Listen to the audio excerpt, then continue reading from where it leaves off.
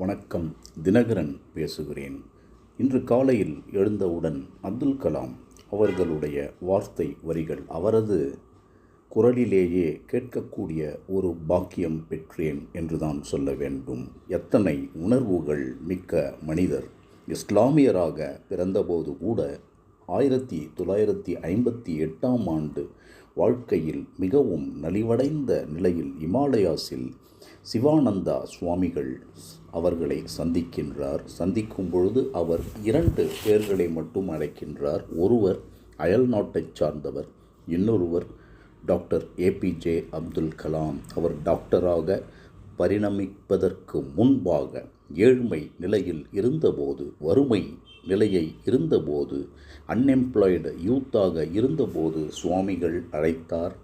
அப்பொழுது சுவாமிகளிடம் கண் கலங்கி இவர் ஒரு விண்ணப்பத்தை சொல்லுகிறார். நான் பைலட் ஆஃபீஸராக வர வேண்டும் என்று நினைத்தேன், வர முடியவில்லை. தாங்கள் எனக்கு அந்த ஆசீர்வாதங்களை அருள வேண்டும். அப்பொழுது சுவாமிகள் சிவானந்தா அவர்கள் சொல்லுகிறார்கள், நீ டிஃபீட் பண்ணணும் தம்பி, அதுதான் வாழ்க்கையில் மிக முக்கியமானது. இந்த பகவத்கீதை இதில் 11வது சாப்டரை படித்துப்பார். கிருஷ்ண பகவான் எந்த அளவிற்கு ஒளி வீசி நிற்கின்றார் என்பது உனக்கு தெரியும். 1000 சூரியன்களுக்கு சமமான ஒரு ஒளியை தரக்கூடிய ஒரு பிம்பம், அத்தனை வலிமையும் உனக்கு உண்டு. இதை திருவள்ளுவர் கூட சொன்னதை கோடிட்டு காட்டும் பொழுது எனக்கெல்லாம் உண்மையிலேயே மனம் அப்படி கலங்கி போய்விடுகின்றது. அந்த இளமை காலங்களில் இது போன்ற நல்லவைகளை எல்லாம் கேட்க வேண்டும். இடும்பைக்கு இடும்பை படுப்பர், இடும்பைக்கு இடும்பைப்படாதவர், துன்பம் வந்தபோது அதற்காக வருந்தி கலங்காதவர், அந்த துன்பத்திற்கே துன்பம் உண்டாக்கி அதை வென்று விடுவர். டிஃபீட் த டிஃபீட்.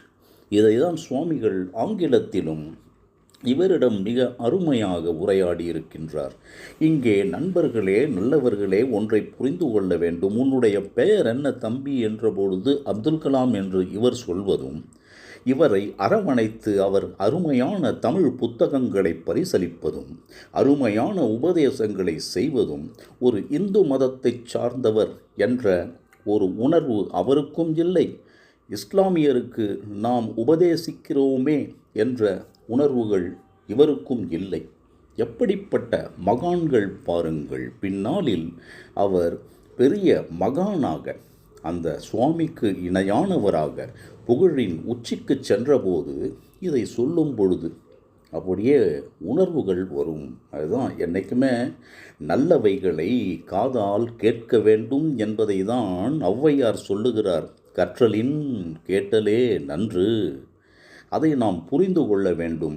இது போன்ற மகான்களின் பேச்சையெல்லாம் கேட்க வேண்டும். நான் யாரையும் யாருடனும் ஒப்புமைப்படுத்த விரும்புவதில்லை. ஐ ஹேட் ஆல்வேஸ் கம்பேரிசன்ஸ். பட் இன்றைக்கு நான் சொல்லுவதெல்லாம், இன்றைக்கு நான் பார்ப்பதெல்லாம் நம்முடைய அரசியல்வாதிகள், அவர்கள் யாரேனும் ஒருவர் இப்படி பேச மாட்டார்களா? யாரேனும் ஒருவர் நல்லதை சொல்ல மாட்டார்களா?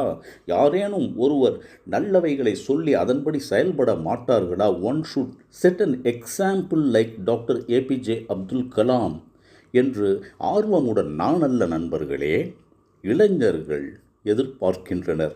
இளைஞர்கள் நாடி ஓடி தேடி வந்து மற்றவர்களை கேட்கின்றனர். ஆனால் அவர்களை எல்லாம் தவறான வழி நடத்துகின்றனர். இது போன்ற பதிவுகளை எல்லாம் இளைஞர்கள் அருள் கூர்ந்து கேட்க வேண்டும், அவற்றை உள்வாங்க வேண்டும்.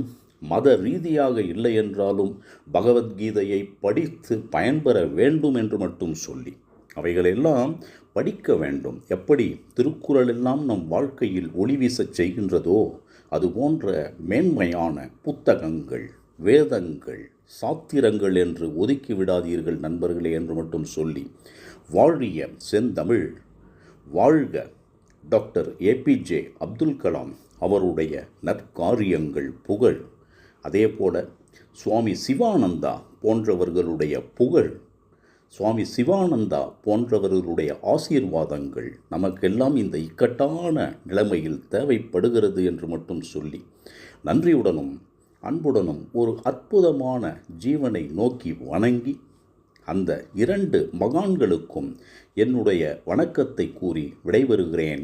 வே. தினகரன்.